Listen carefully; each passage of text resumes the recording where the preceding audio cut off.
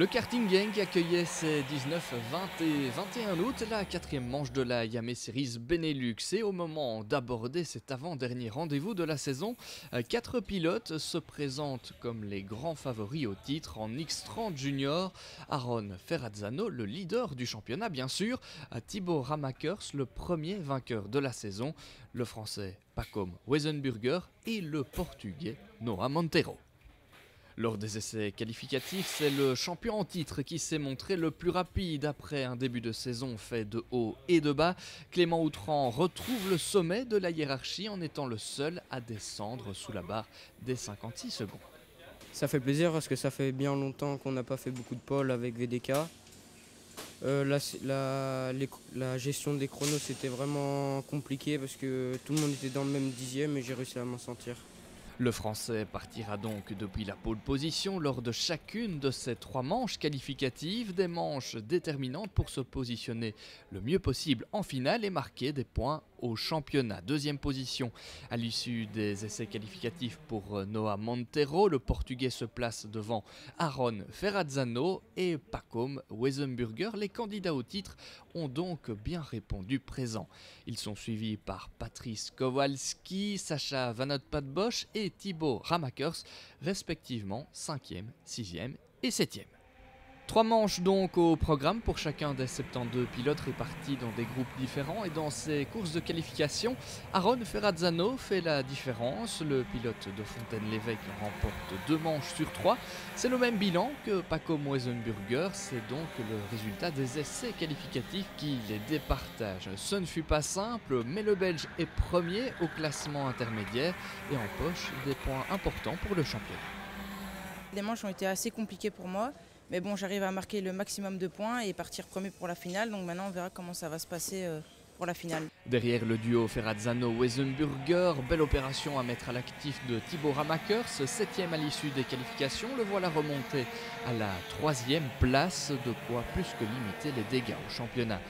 Noah Monteiro, lui, se retrouve 4e, ce qui laisse présager une finale très spectaculaire entre les 4 grands favoris. Dans cette bagarre, on pourrait aussi avoir Angelo Melli, 5e, à l'issue des manches qualificatives devant le poleman Clément Outran.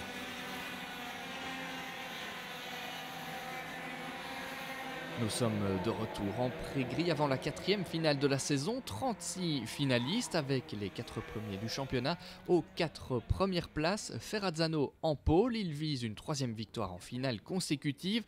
Pacom Wesenburger en 2e position avec l'ambition de s'imposer pour la première fois.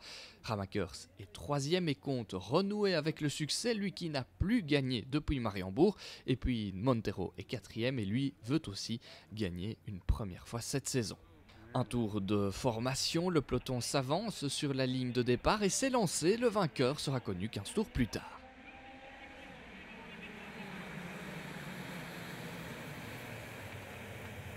Le meilleur envol est signé Aaron Ferrazzano, il conserve la tête après le premier tour alors que derrière, Thibaut Ramakers passe déjà à l'attaque.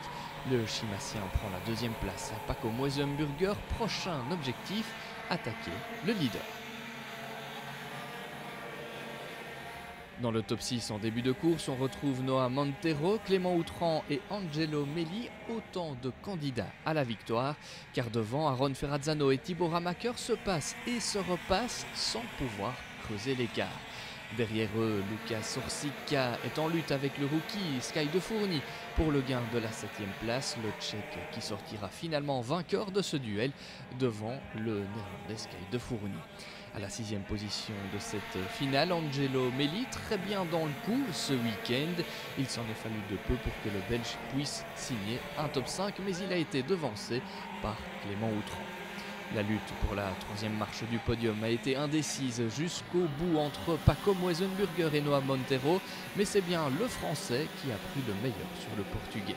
Indécision totale aussi pour la victoire qui s'est jouée dans le dernier tour. Thibaut Ramakers empêche Aaron Ferrazzano de faire le break au championnat en s'imposant de toute justesse. Je suis content parce que ça a été très compliqué pendant les manches, ça a été très dur. Et à la finale aussi, j'ai su profiter des erreurs et voilà, je suis content. Au championnat, Aaron Ferrazzano reste leader avant de se rendre à Mariembourg fin septembre, mais rien n'est joué. La bagarre pour le titre promet donc d'être splendide lors du dernier rendez-vous de cette Yame Series Benelux.